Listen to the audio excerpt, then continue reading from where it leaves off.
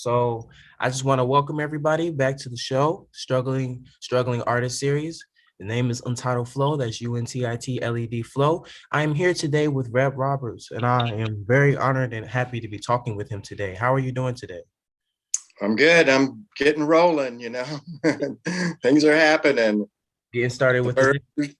the birds are singing. So Yeah, it's a pretty early morning, but I appreciate you taking the time with me today to have this conversation, to talk about art and how it impacts communities and how we can impact and inspire others. I wanted to start by informing the audience, for those who don't know, informing them a little bit about who you are and your story and your experiences and how you came to where you are today. okay. So you need a little background, Yeah, a little right? background information for the crowd. All right. Well, I grew up in New Orleans and spent most of my childhood there and early teen years. So pretty colorful city, vibrant.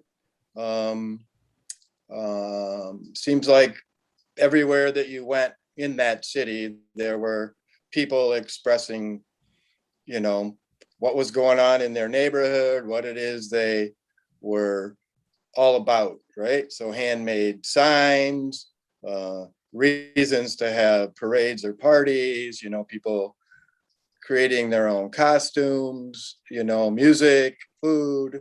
So a pretty vibrant city, but in a time that was pretty um, tense. So, I grew up in the was born in the 50s, so through the 60s and early 70s, things were changing in the city of New Orleans, and a lot of it was just the whole social, the interaction between all parts of that society within that city. Um, so I grew up surrounded by color. Let's say that color of all kinds, people and expressions and painting and, like I said, costumes and music, colorful music, food, all of it.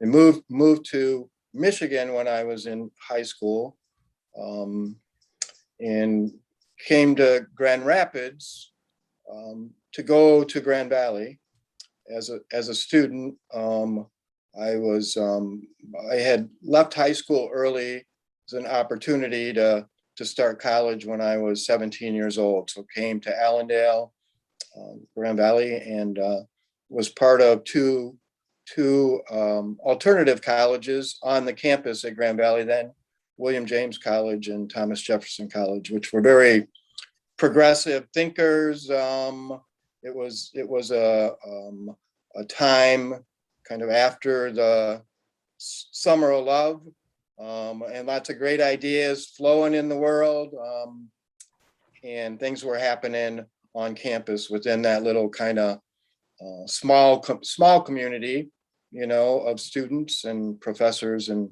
things going on at that time. All the things that we're addressing now were being addressed then. We kind of know how that goes. Things start and stop and start and stop. So things like the environment, things like human rights, women's rights, you know, um, equity and things being equitable and progressive, not just environmental, but social and political issues were being, were being talked about and were being written about and were being um, filmed all at that time, kind of in that, you know, early 70s, late 60s era. So I landed in West Michigan with with a like a uh, kind of a similar tribal feel to what I had when I was growing up, where there was a mix of all kinds of people with all kinds of ideas, and that was something that I was really attracted to, and that was something that even though I was fairly young, there were a variety of people from different backgrounds who wanted to be part of that experience and part of that scene. So it wasn't just young people getting out of high school. There were people who were there who had raised their families and had businesses, and so there were people who were actually probably grandparents who were going to college again, because here was this experience that was alive and vibrant and progressive. So I was there. Things were changing at the college, I think, and I was changing. And I ended up working with a friend of mine who had come from Denver and started a school called the Little School, and started working with families and children. And at that time, Kentwood, which is like a outlying community of metropolitan Grand Rapids, was at that time starting to be a place where lots of apartment buildings were going up. There were a lot of single parent households in that area. It was probably more affordable for families who didn't have a lot of income to kind of move outside of the city, or maybe just looking for a change than what was happening in Grand Rapids. So my friend Alan Hirsch set up a school that would offer opportunities for those families to have childcare, and it was not just childcare; it was really focused on families and how to work with families to help them, I guess, be secure in knowing that their children were taken care of, and that they could have their careers or their jobs or their school and leave their children in a safe space. So it was a school as opposed to maybe just a child care center. So I worked with kids and families, and again, when that left, I landed on the southeast side of Grand Rapids, working with children and families again. That was my background, as far as work experience as a young person. And in that, I went back to Grand Valley and worked on things that would educate me about child development and how children developed and had that experience. So for about 15 years, I worked in the Head Start program, which is a federally funded program that provides services to children, but also to families, and oftentimes families that were living below the poverty level, or children who had learning or other disabilities. And so worked in neighborhoods, was very immersed in neighborhoods, started on the southeast side in a classroom with children that came from, those southeast neighborhoods. And there was a housing development, camp out housing, I guess you would call them housing projects. That's kind of how the community, labeled them, but they were nearby to where my classroom was and working with kids. One of the things is that I found that in working in neighborhoods, I found that I was really welcome, because you were working with families, you were working with children, and even though all of us had different backgrounds, definitely, I found that families, once they got to know that you were in it for them, you were there for their children, which is, first of all, that's a touchstone. I think that if we're going to make any changes in any part of our society or our city or our communities, that we have to start very, very young. So I was working with very young children, and I was working with their families.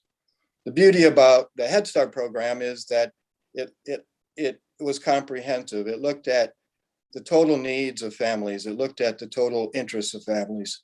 It wasn't just education for kids. It looked at health needs and financial needs and housing needs, and it looked at dental health and mental health, and Holistic approach to it. Holistic approach to the whole family. Yeah. Okay. Knowing that many young parents, to no fault of their own parents, didn't really know what was the best way to parent. And lots of times we need people to help us learn how to do things that we kind of fall to us in our lives that we have to do.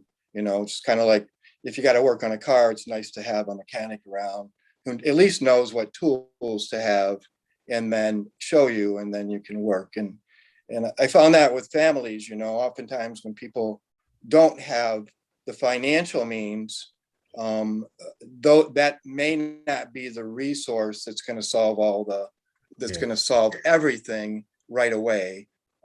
Really need someone as an advocate or a partner or someone that has a truly um, a love for that community and willing to be a part of that. Now the beauty is I was surrounded by people that were in neighborhoods, that were invested in neighborhoods, that were interested in families, that were interested in children, were interested in success, and that weren't afraid of failure. And many families experienced um, um, people who don't have a lot of money, let's say, anything can become a crisis. Getting to the grocery store, or getting to the doctor, or finding a new place to live, or finding a winter coat, or Yeah. finding food. So comprehensive, yeah, holistically. That's I don't know if at that time there was even that word holistic, but I like that word. It does, Yeah. it covers it. So Yeah. And I would say I definitely like how, it seems like when you say how you grew up in New Orleans, how you grew up in a community with different backgrounds and different cultures, and there was a lot of diversity, but also through the art and food and music, there was multiple different forms of expression that connected them all together. And it seems like you really took that concept with you when you moved to Grand Rapids in school and started connecting with, maybe not entirely through art forms, but connecting with different families, especially in the programs in those communities where they were, like you said, where they may have known what to do, but they didn't have all the tools. So you came in with your team and connected with those families on multiple different levels instead of just one. So I wanted to ask, like, how did that, seeing that artistic expression at an early age, those different expressions in the community that you were growing up with, how did that influence you in your art and what you do? I well, one thing is if anyone has ever observed like young children's art, you can see there's this spontaneity. There's this creative energy. If you ever watch them create, they would, they can, they have, they have no fear of what the outcome's going to be. They may have an idea of what it is that they're working on, but as far as comparing it um, to any other art, they are free and spontaneous in the way that they work, the expression part of it. So um, for me, I learned not only being surrounded growing up by an environment where it seemed like almost anything artistically could go. I mean, a handmade sign to me was a piece of art, because someone took paint and a brush and they drew a picture of tomatoes and they put it on the side of their pickup truck and they had tomatoes for sale. And with young people, with very young children, beauty of being in the classroom or visiting classrooms as I became an administrator, or setting up training for teachers that would give, kind of show them the way to open up their classroom so that children could be more creative, um, was to give them the materials. And children are so expressive that when I was working in the classroom, I would have to beg from those children most of the time to ask them to give up something that they had created that I could take with me home. Um, they would give it up if I could hang it in the classroom, but oftentimes I'd want to take things to keep. And at one point in the house that I lived in, I had one room that was completely floor to ceiling with drawings that those children had created and that I had to ask for personally. Um, and they had to give that, that as a gift to me because I was asking for it. So I surrounded myself with that kind of work, um, and spent many years, like I said, 15 years in that program, and ended up in administration, always creating things on the side myself, Mhm. and a lot of times in trying to be as free and expressive as they were, and not w- worry about what. I mean, I always felt that there was um, there were some conditions of what art was, but in experiencing that with children, there were no boundaries, or there wasn't any like um, good art or bad art, in that world. Um, so when I started painting myself, I took that I took that lesson and used that, to apply to the way that I was doing things. So Yeah, and I think I like how you said like there's a spontaneity. Like children are very spontaneous when they create. They don't worry about the outcome. But I feel like as we get older, not just even artistic or an art project, just in general, as we get older, our creativity, not just with art, just in general, just like kind of deteriorates because we worry so much about that outcome.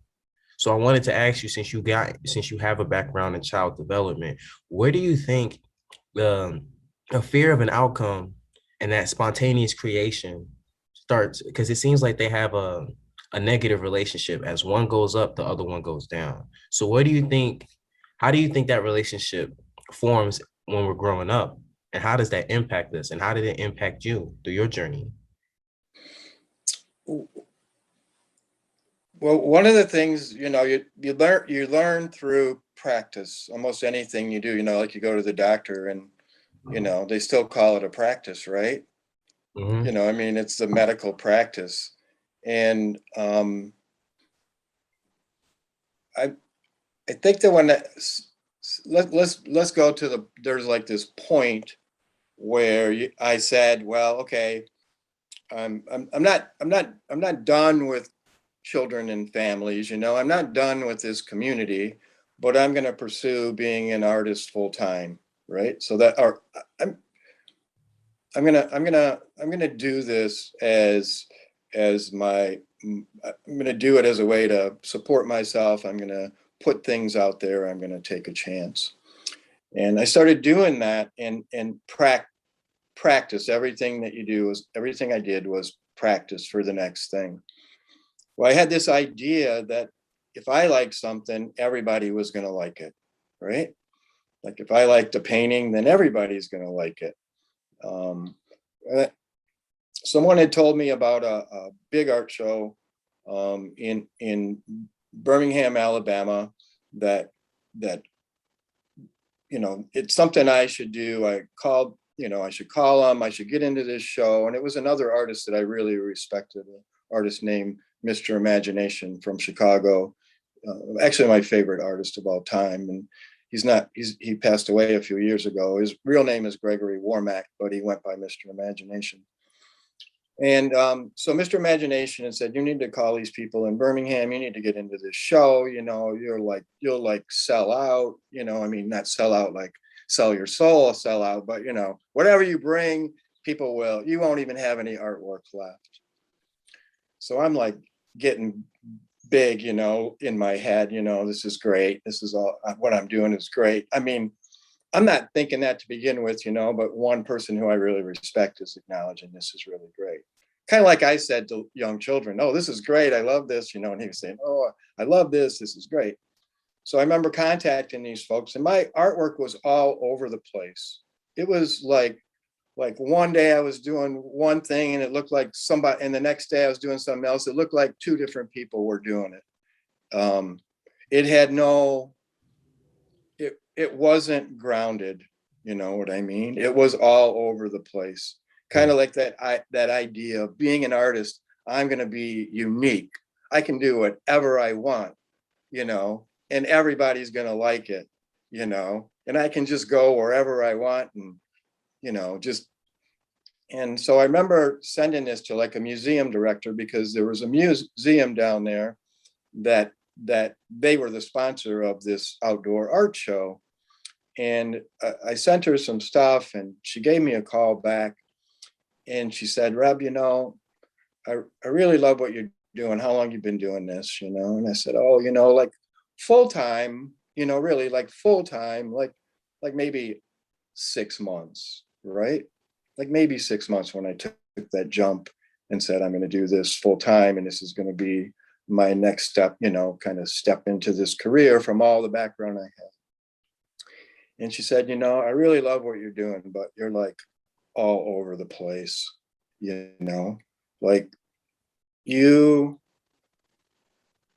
you just need to keep painting. And what's going to happen is eventually you'll develop a style, you know, something will emerge. And so just keep painting and, you know, like next year, apply again and we'll, you know, and we had this conversation, we'll see where you're at. Well, I was like, so I said, no, I'm not. I told her, you know, this is like error. This is like, I have no right to be arrogant. I'm just starting this new kind of thing, right? And I'm going, no, you know, that's okay. You know, I really want to do whatever I want. I don't think I'm going to develop a style. You know, I don't think I want to develop a style. I think I just want to be an artist, right? Whatever that is, whatever I thought that was. Um, but I was proven different, you know. So I kept painting. I didn't just get discouraged and, you know, I'd had lots of rejection letters from things over my life, you know. I mean, I found, you know, like in working in nonprofits, you're always asking a lot because they're nonprofits, right? So they don't always have a lot. Or when you're working with families who need things, you're always asking on their behalf if they can't, you know, if they don't feel comfortable asking themselves. And I found out over those years that if you, it takes about 10 times, around 10 times to get a hit. So if you ask 10 times for me, this the same thing, that eventually you might, you hopefully you will get what it is that you're asking for, you know. 10 different, you know, looking at 10 different sources, asking from 10 to 10 different places. Um, but if you give up at 9 and you don't ask that 10th time, you may not get what it is that you're trying to accomplish. So the same thing with I had received many rejection letters for things about art, but you know, I thought this was a big deal, like trying to get into shows, you know, all that stuff. And I even though I begrudgingly did not want to hear that I couldn't do anything I wanted, however I wanted, and that I didn't need to get a style, I continued to paint. And through that practice, um, I developed a style. It just it emerges, you know, when you do something and you practice and you do it a lot. You do it often. You do it with other people. You know, you collaborate with other people. You learn things. You pick up stuff. You borrow things. You appropriate stuff. You steal stuff. You know, you steal ideas. You change them. You know, it's all part of it. I mean, that's not a bad word in the art world, I don't think. You know, when you steal ideas, because you're gonna take, still gonna come out in your style, right? It's still gonna come.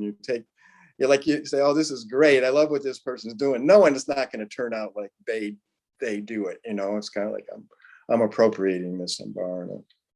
So I wanted to ask, You said that, I love how you said if you try something 10 times, that's where you're most likely to get something. And if you stop at nine, you'll never know what happens at that 10th.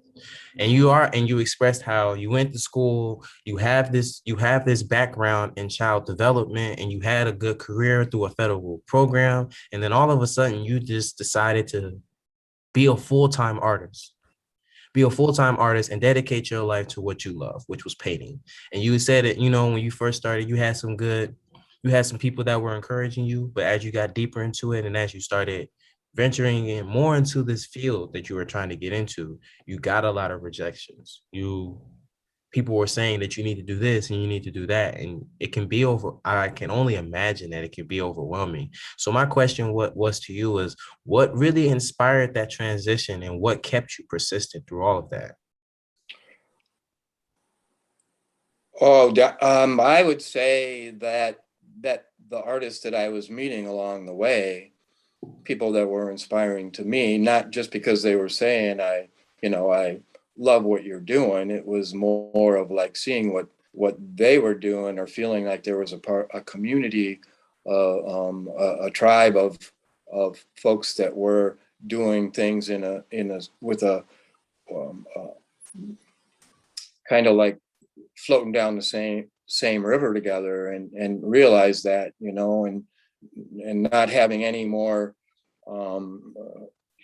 everybody having the same utensils and the same materials. I mean, in the work that I do, in the kind of artwork that I do, most of everything that I use is, and even more so in the beginning, was all things that were salvaged or given, or it was all materials were being resourced, from scrap heaps and dumpsters, and people's garages and basements, and um, things found on the side of the road. So the materials did a lot, and I started to meet artists who were just as resourceful, and many of those artists were in the Hartside, located in the Hartside area of Grand Rapids. So a lot of the artists that I was working with had um, many challenges in their lives. Some of them were in transition. Some of them were, I guess you would call, technically homeless. There were many of them that had struggled with physical and mental illnesses. They were from a variety of, not just economic backgrounds, but they were people of all different colors and neighborhoods and cities, and a lot of things, right? This microcosm of people that were artists within the community of Grand Rapids. And they were all what I would consider part of that folk, outsider, intuitive, visionary art, tiny little niche of the fine art world. But here within that community were this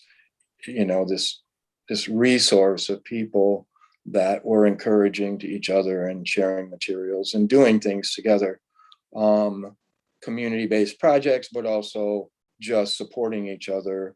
I mean, we were doing pop-ups before pop-up was a pop-up thing. Nobody called it pop-ups, but it was usually just us in that neighborhood in an empty storefront, spending hours trying to sell some art, and inviting friends, but mostly talking to each other. And by the end of the night, trading a lot of great work, and walking away with some fantastic um, um, friendships that, I'm sorry to say that many of the folks that were, I would consider them kind of mentors to me, even though they were my age or some of them younger, in the art world, are people that are no longer living, and part of that's, the hard times, physical hard times that they had in just kind of surviving the streets. But so there was this camaraderie. That's what really kept me going. There was that inspiration, um, from just each other, and shared resources, and that I'll guarantee you that none of that even though we were looking to sell artwork, nobody really had any money to give each other, I mean, Yeah. maybe like to buy a pack of cigarettes, or, I mean, or Yeah. to possibly buy a piece of art from each other. But But what they were so getting yeah, was more valuable. What they were giving to you, or each other, what you guys were giving to each other, was just more valuable. definitely, because there was this um, um, community that happened out of just the drive to um, to share in a creative process, and whatever there's always competition in things, there's it's I guess I kind of love the way that musicians work sometimes. Fine, artists, painters and sculptors and people, I wish that there was more of the things that happens oftentimes with musicians when they kind of have jam sessions, right? Yeah. And many times you know, they'll let someone jump in who's maybe not the best, you know, fiddle player or the best guitar player, and they become part of the mix of the music. Um, Fine artists, or folk artists, or any artists, that are visual artists, I think could learn a lot from what's been happening in the music scene for a lot of years. Is that um, allowing each other to jam together, and I think that's what happened. Is there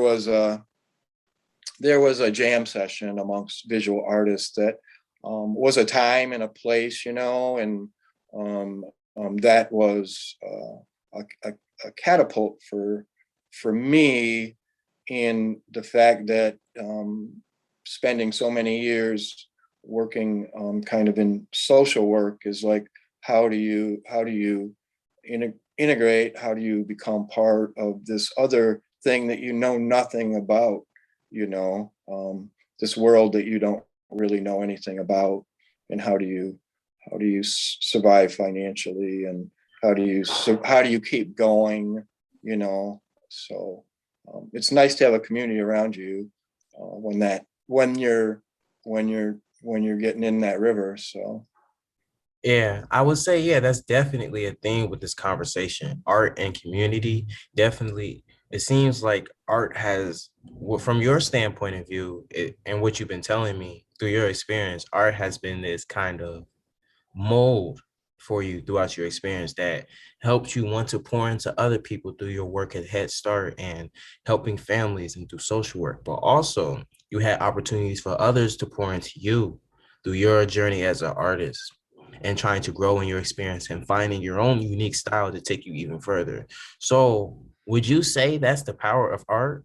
To be able to communicate, to be able to build a unique community to push everyone involved in that community forward? Or is there a greater power to art that we haven't really discussed or haven't seen yet?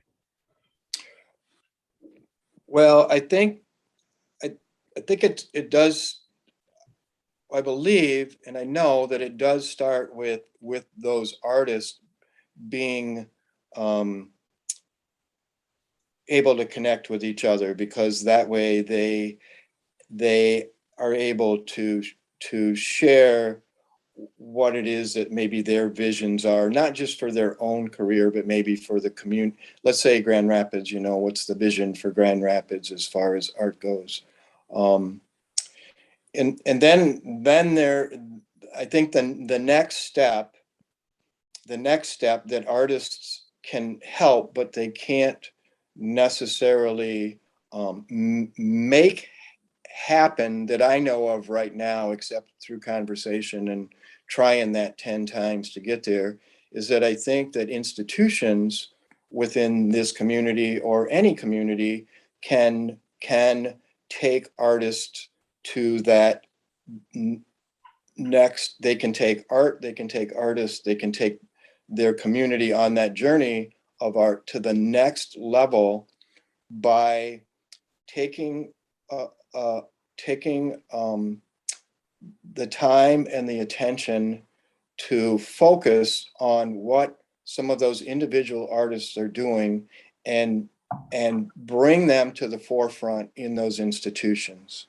For instance, there is a let's just I won't get specific because things could be changing, but let's say that there's an art show at the art museum or any art museum, but let's say there's a show at the art museum, and it's a traveling show, and our community, that institution has paid money for that show to come from somewhere else.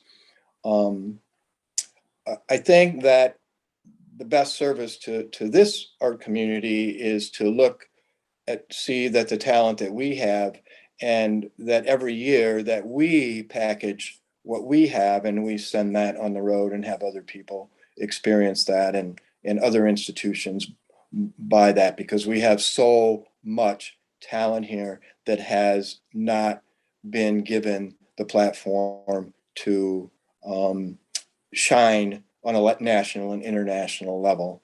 And Do you, as a community, that's our responsibility to do you, do that the next thing. do you think that can giving, how do I say this, connecting all the talent, not just like you said, artistic, all the artistic talent here, the artistic creative talent here, building that up and giving it a platform. Do you think that can, and putting it not just institutions in Michigan, but like you said, nationally and potentially worldwide, do you think Yes, that focus can build up communities and connect them better? I think it can, again, as long as those artists are willing to stay connected and share those resources, um, um, we can insist, you know, that someone be given their opportunity. Like I said, many of the artists that were friends of mine and mentors that are no longer living, um, I wish that they had been recognized, right? That's like the old story, like, yeah, you're going to get recognized when you're not around, right? You're Yeah. going to be acknowledged when you're not here anymore, you know, um, as an artist, or they're going to, find this undiscovered music, and that person was struggling on the highways trying to make a living at some point. What I'm saying is we're kind of like, as a society, we're at this point, we have all the resources, we have all the finances, we have all the media, we have endless supplies of everything that wasn't even around 20 years ago or 30 years ago. So we can create all kinds of platforms. And so as artists, if an opportunity comes my way, it's my responsibility to share it.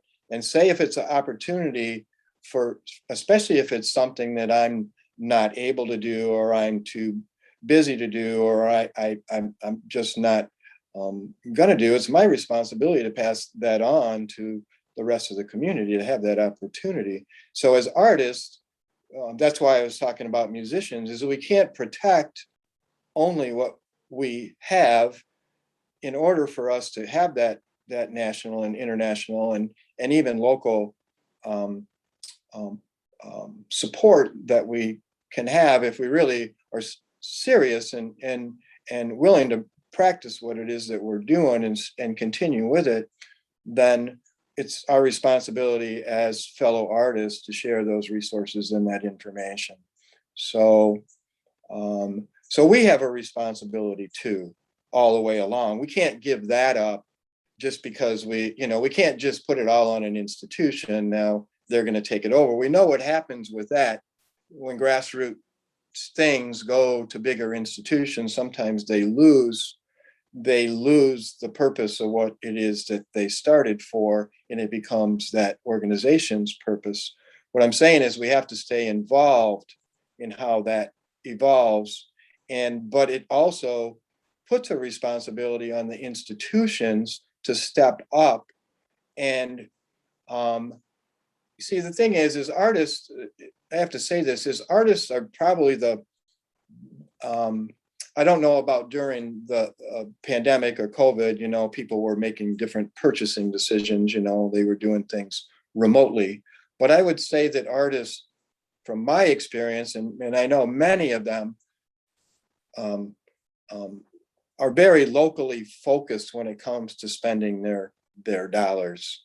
Um, they shop as local as they can. They patronize folks that are maybe small businesses. They patronize other artists. They generally keep their dollars as local as possible. Like I said, things changed during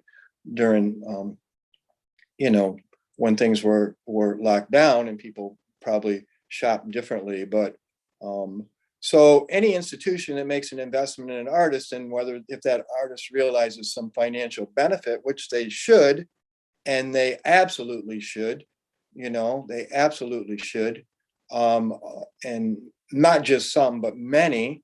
Um, I think that this community and those benefactors who have those big companies or corporations that are based locally, and their monies are funding those institutions, that those artists' money is going to go back to them, because artists tend to shop locally. And if those companies have any product or any um, um, space where they're selling a product in this community, those artists are that money is gonna go back to them. So it's and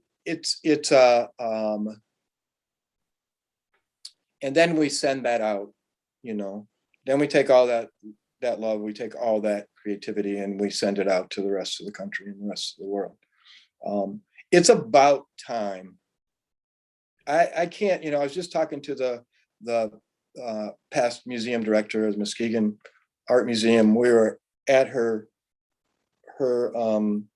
home looking at a collection of art for a show, and she was talking about how they had packaged at the museum a show of I think it was Herman Miller furniture and all that was involved in that.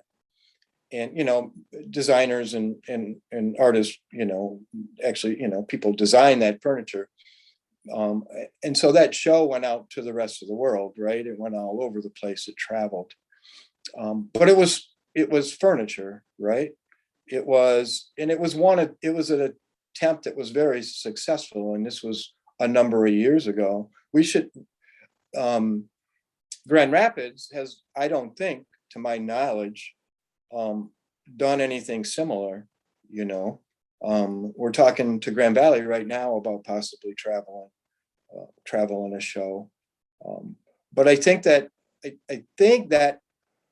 you can have all kinds of things, events like Art Prize, and you can have these things that bring people here for event-based stuff. But until we are able to showcase what's here to everyone else in the world, then we never become a destination. Like New Orleans. Let me run back just a second here. Yeah, you're fine. In New Orleans, I said there was a very colorful, vibrant things. There were things all over the street. There were artists selling stuff on the street, when I was a little kid. But if you went into any gallery, you never saw any of that work in the galleries in New Orleans. And there became a point where folks, I think it was financially, but it was like, man, we got people coming down here for music. We got people coming down here for food. We don't have any representation of the visual arts in galleries anywhere. And they started to see, we need to start looking at this. And the visual artists were the last ones, for, literally 100 years, music and food were at the forefront and visual arts were secondary. Now we have to think of, as a community, what's at the forefront of our community. And right now, I would say all those things could take a spotlight. And when New Orleans started to market the fine art, within only a few years to become one of the top 10 destinations for art buyers, but before that, they were probably number 1,000, Yeah. so. And I just want to say what you were just saying. I think I really resonated with what you were just saying, just because that's what's really I'm trying to do with this project, The Story of the Struggling Artist. Like you said, coming from a place where all artists want to be recognized, they want that fan base, they want to come from, like you said, that struggling place of selling art on the highway. But it comes to a point where it's our responsibility and also the community's responsibility to invest in each other, to build that relationship, to be able to share those different forms of expression and diverse experiences of life. And I think that, to me, that is the power of art, because it's this constant, it's like this yin yang, or this infinite sign of this infinite relationship between creativity and inspiration. You being creative, creating something as an artist, and being able to invest in the community to pour into somebody else to inspire them to create something, and go back and forth. And I think that's the power of art. An infinite you can create an infinite relationship of creativity and inspiration wherever you go. And that's going to build up communities, that's going to build up people, families, institutions. And Absolutely. That will definitely, that definitely works, you know. That definitely is where we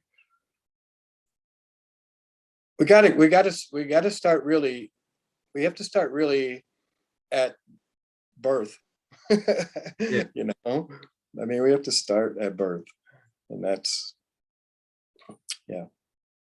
So yeah, I think now I think the only thing is that I want to express that, like, to the people listening to this, that when we talk about art, although I'm more musically inclined and you, like you said, you're more into the fine arts, illustration and painting, I don't want to say that art is just limited to just those fields or food. You Oh know, no, no, no. Um, right. I think that oftentimes, say with those groups from those Heartside artists, there were always musicians, there were poets, there were dancers, there were singers, there were writers groups that got together. Um, um, there were um, people that um, performed plays. Um, I think it included many of those things, but also people who, you know, my experience of people who were designing products or um, things that were practical and useful, or you know, part of our everyday life. So I see all those people as part of that arts community. yeah, engineers, businessmen, scientists. And I think, I'm not sure if you agree with me, but I believe there's an art to everything that we do. There's a creative process involved in every field that we as humans inspire in. So I do have this belief that if we all if we all look at ourselves as artists in our own field, just like with painters, just like you said, with musicians in jam sessions, the world could potentially be a lot more connected, and we will be a lot more willing to pour into each other. Like you said, artists are never going to get that platform if they keep their art to themselves, if they don't share their ideas with anyone else, if they just keep all their best work to themselves and don't sell it. They're never going to go anywhere, and they're probably not going to make an impact or be recognized until they pass away, like you said, because all their art is found. So I think, and like I said, I want to get your thoughts on this. I think there will be a huge change, and I think there will be a huge change of heart and perspective if we all looked at ourselves as artists. Definitely.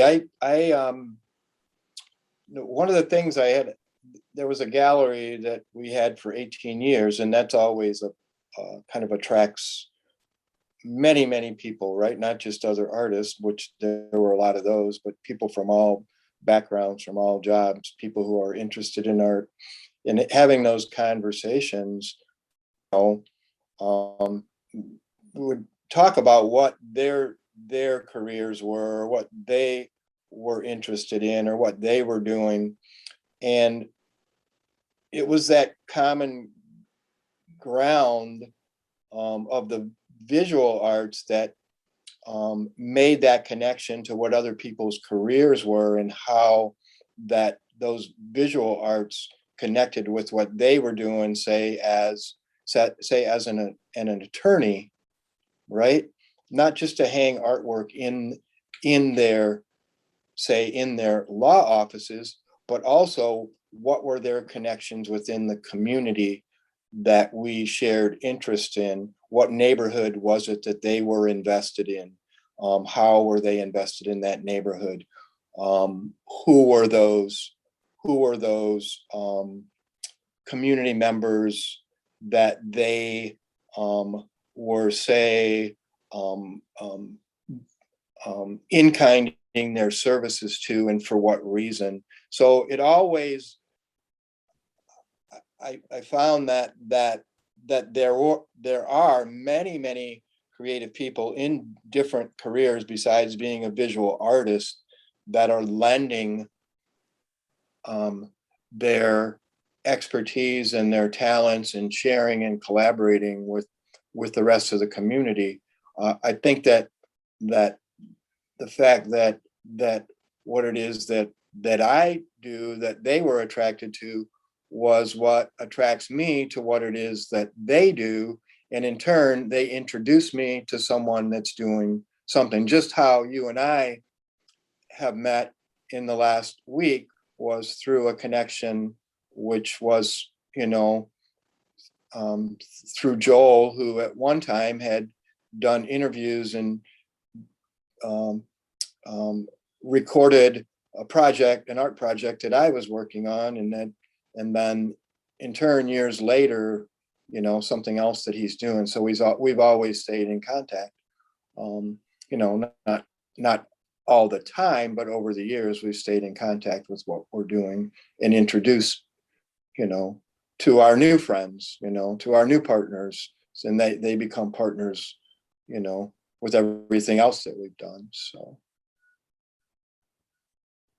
yeah. Yeah, and I definitely do think that like you said, there's just limited connections. I mean, that's basically, honestly, if we had to title this, I would just say the power of art and community equals limitless. There's nothing. I think that's one thing that we have to challenge when it comes to art. Let me try to say this correctly. I think we have to challenge the stereotype that art is just music or food or visual, and that there is this field, and when we pour into others, we unlock that artist in another person. Mhm. And as we continue those relationships, like you said, it may not be constant or consistent every day, but those are people that are still a part of our journey as an artist, that pour into us, whether it's constructive criticism or whether it's praise. I do feel like you said, I do feel like when I started, like you said, with Joe, me and you meeting, Joe was a person that I met through the NAACP, and he was doing a project with them when I was working on a project with NAACP, and we connected and started collaborating. And he given me and the mentee and through his mentorship, the stuff that he poured into me made me a better artist, and it challenged some of his perspectives. And now and also it gave me an opportunity to expand my network, meeting you and having this conversation right now. So I would definitely I would definitely agree with what you're saying, with just that community aspect that you were preaching throughout this entire conversation. I think with art, that's one of the most important factors that I would say it's recognized, but not entirely, because we still limit that stretch on community. I think it needs to be more connected than a community of musicians or a community of chefs, so on and so forth. It should just be, and it may be complicated. I do feel like there should be different categories, different musics and different art for different art. But at one time, we need to realize that these different communities are netted together to make one big one, because they all pour into each other. They all collaborate. They all can be incorporated to make multiple different forms of projects to be able to create something that inspires others. So I guess my thing is, My last question for you is, what would you say to somebody that is an artist or trying to be an artist and trying to find their style or trying to find, yeah, their style, their voice, how they want to connect with others and how they want to pour into the world? What do we say to artists? What do we say to these struggling artists that want to have that fan base, but want to pour into others and want to get into that lifestyle and that community? Well, I think the one thing is in these times it's easy um, to get a hold of someone to write to, like either search for them online or ask, say, if you're a student, if there's any, if there's a counselor or professor that may know someone. I think it's important to diversify the the the the the people that we associate with, the people that we're interested in. If we have someone that we feel like we would like to meet or talk to them about the career. So if I was since I'm a painter, if there's a painter or a sculptor that I'm interested in the community, I can make that point to reach out and try to have a conversation and say, I'd like to meet you for coffee, or do you have a space that you work that I could visit, or talk to. I think that's the big thing, is if there's people that we've been wanting to meet. Oftentimes I run into people say, I've admired this or that you've been a part of or you've done, but we've never met. And you know and I'm so glad to meet you. But I think if you're hoping to grow in whatever field that you're in, or ever creative venture that you want to, or start to find, to get some encouragement about what's the next steps to take. I think that you have to be be willing to make an introduction yourself to people too, or find a way to get introduced to that musician, or that artist, or that engineer who built that, or that architect who designed that. I think that's within our reach for all of us. So I think it's having the courage to just do that, and see where that takes you. Now, sometimes, um, you may be, if it's a celebrity, you may be disappointed. Say if it's an actor, they're not going to be that role that they play on TV, right? You may want them to be that. That's the illusion of some stuff. But I think for within our community, and people that are actually doing work that's not just an act, right? Um, um, if you want to approach someone that's a star, I think that, like, say, like a rock and roll star, or a mega star of anything, it's not gonna be the same. But I think if we start within our community and look at people that are doing things similar to what we would like, that are what our career is, or close to, or something that would enhance, or we feel would shine some light on what it is we're doing, then we can reach out and ask for that help. Again, that 10 time thing, there's nothing wrong with someone saying no, they're not able to do that, or they don't feel comfortable doing that. I've been trying to get a hold of a huge someone who's written books and has a huge collection of artwork. We've been trying to get a hold of him for 2 years, and he's reclusive. He's not, I'm probably not going to get that opportunity. But every once in a while I try, I know somebody that knows him, and see if they can convince him to, to meet. And that may not happen. I'm not upset with him. You know what I mean? That's just the way it is. He's Yeah. not being, I don't think he's being arrogant. I think that maybe at some point, that attention was, he had enough, or let's put it that way, you know what I mean? So I think that we need to reach out and say, well, this is someone I'd really like to meet. This is someone, how do I do that? Does, start asking, do you know him? And if you ask around enough, somebody will know probably that person or how to get a hold of them. And so, and we started in our community, and then, not to say, we can't go worldwide if there's somebody we really want to meet, but that's possible too. Yeah. But, so I think just reach out, and make it as genuine as possible, and um, Making every experience a teacher, you know, every yeah, definitely. every experience a relationship to be a teacher. One of the things is by doing, I mean, I think it's important to also, we're having this conversation on a Zoom call. I think it's important to meet people in person also. Yeah. There's something that as human beings that we give in person that we can kind of try to portray, in an interview on Zoom or on, a video interview or any of those things. And that may attract people to what we're doing. There does come a point where I think that people that we would like to meet, that we get to meet them in person too, um, so that's, like I said, many of the artists who I've known over the years, I was fortunate enough to meet them in person, but a lot of people won't get to meet them in person, you know. So we have what's left of what they created, and we have maybe some photos and maybe some um, some film or video of them, but it doesn't it doesn't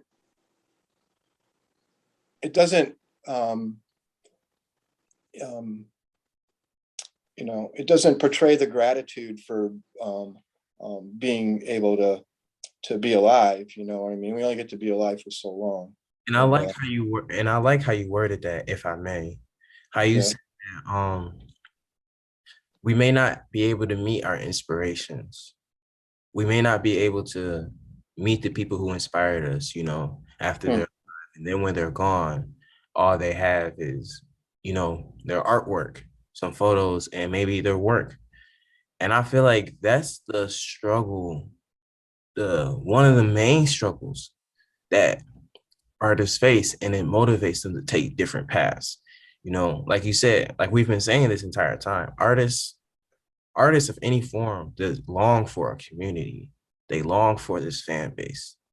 And it seems like what you're saying is that in order to have that genuine fan, not just fan base, but people that admire your artwork or people that connect to it, to have that fan base, to have your art be respected, it's more than just creating the art, creating good art. It seems like what you're saying is that through our connections with people and reaching out to people, and maybe that are artists, that aren't artists, et cetera, that's where the true recognition, it seems like what you're saying, that's where it comes from, where that true feeling of gratitude and appreciation for that person's art does seem like it's highlighted after their death. But I feel like the reason why that is just because how they poured themselves into the community and with others when they were alive. Like if you look at for example, Nipsey Hussle, all the community out, he's an artist, a rap artist, and Hmm. honestly he has some great projects. I'm not, off the top of my head, I'm not sure if he was Grammy nominated or anything. I don't think so, but I'm not entirely sure.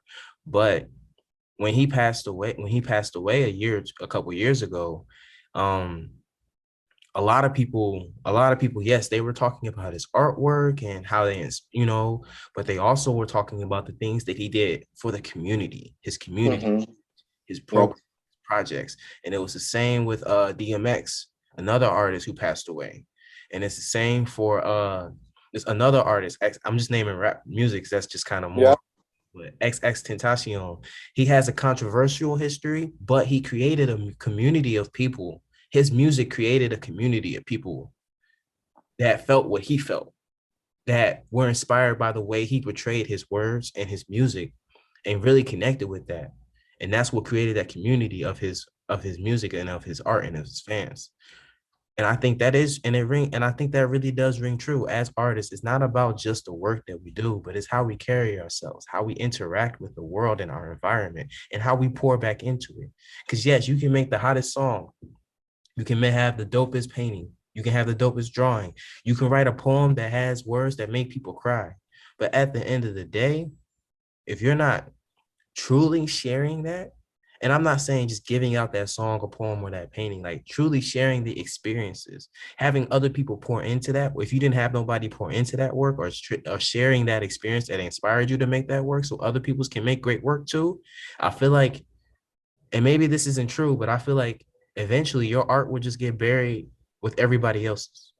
It won't, it's not, I feel like it's not more about the quality, it's not about the quantity or how, how many views it gets in that moment. It's about the quality, how long it carries on for. And I think that quality aspect comes from community, being inspired by other artists. And it's not just a good, not just talking about the good song or having a good lyric or a good beat or the detail in a painting. It's more about, like we were talking about, letting that experience and our relationships be our teacher to guide us and really pour into others and really connect with others and influence them for greater. And I think Hmm. that's what separates the great artists that are remembered after, that are remembered even after they passed away, from the artists that are just making work. And I don't think there's a definition for success in art. Either you make money from it or you're just making art. But I think that true impact as an artist comes from the experiences and communities, like you were saying. Oh, definitely. There's, I mean, there's no reason to sit still and hold on to what it is I do if I can't be out there sharing it. I mean, my whole, I think that my whole beginning, of my um, teenage and adult years were in communities and being involved in communities. Um, and one of the things is that's the other part is in going out and meeting those people that you want to meet who are doing things similar or that you respect, is that um, for me, you can't be afraid of any of the neighborhoods and the communities that you live, because you need to be able to get into all those if you're going to make any kind. Started doing things on the street anyway, on buildings that were boarded up and abandoned in neighborhoods that were not happening, did that, a lot of that stuff. And that's where the exposure started, I guess. That's where the connection started, is on those in those areas that looked like nothing was happening, but we knew things were happening, or we knew things were going to happen, or we knew that because we would do our work that it would create attention to those areas that needed some love. So um you have to be able to be comfortable in every part of your community if you're going to be doing I mean, I feel that way about, I've never been afraid of anywhere in this community, and I'm always surprised when people say stay away from that area, or stay away from that area, or Yeah. don't go there, you don't want to go there. It's like, you gotta be kidding me. You don't know. I mean, every place that you think's hip and cool now was just that before. So, I mean, even scarier than what you think is scary now. So that's the one thing, is that you have to have the courage. The only way you get that courage is not because it's just built into you. It's because you come through the other side of an experience that really there was nothing to fear to begin with. You know what I mean? Like, I made a lot of friends, or I met a lot of people that I really like. It's just the initial fear of something different, or someplace different, or some neighborhood, or, it's like public speaking. You're a little nervous when you get in front of the microphone, but you know, you just you just kind of roll through it. And then when you come through the other side, you realize. But that's the thing is if it's not going to do any, I'll be honest with you. I don't care what career you choose, you know, even if you're a scientist and you have a lab, or you're working, or you're working the MRI machine at, at the hospital, and it's a controlled environment. If you're not out in that community at some point, I don't mean just to go have a drink somewhere or to go to a concert somewhere, or to show up at at the Asian festival because you're, supporting the Asians or whatever. That's not going to work. You know what I mean? You're not, it's, I think I heard something the other day, about righteous indignation, you know. Now, if we took, and this is why I'm saying this, is because, we're talking about being artists, but we're talking about being everything, is you have to be out in the community. And some of the anger and the upsetness that people are directing at each other or groups of people, if we were to take, there's nothing wrong with being angry or upset, or even being prejudiced. But the things that we need to be angry and upset and prejudiced about are things like racial injustice, are things like poverty, are things like lack of health care, are things like, like violence. We need to be really indignant. We need to be righteous about those things. We Yeah. need to take all that anger and hate and put it toward, and we need to hate poverty so much that it doesn't happen anymore. We need to hate violence so much that it doesn't happen anymore. I think we can take that stuff, but we can't see that. We can't see what's going on if we're not in the community involved. So, you know, um, and that's going to be the message to anyone of any age, whether right now, if they're in that career that's their path and their passion or whatever, unless they take some of that somewhere and connect with something else, it's going to get insulated and isolated, and not it's not going to be true to who we are, what we've been given as humans, as human beings, as brothers and sisters. So that's a responsibility that all of us have, to connect with our communities. And some people, you have to pass you pass it on at some point. I mean, that's why probably like with Joel and you is there might be some information that he can pass on that you can carry on, and then it becomes something that you're responsible for passing on Yeah. and carrying on. So so all those families that I worked with, some of them and those young people that I worked with, they have a responsibility, if they got something, to pass that on to their friends or their family or their children or their next generation, even if they only took a cup away from an ocean, that's enough water to quench somebody's thirst, right? So we're not in control of how much someone takes, with them or embraces, but we are responsible for giving them something to embrace, so that's just our responsibility as people. So Absolutely. Absolutely. And I think art is one of the things that's just at the center. Well, one of the things that's just at the center of that, mhm, honestly. yeah, Opens the door for different ways for that to happen.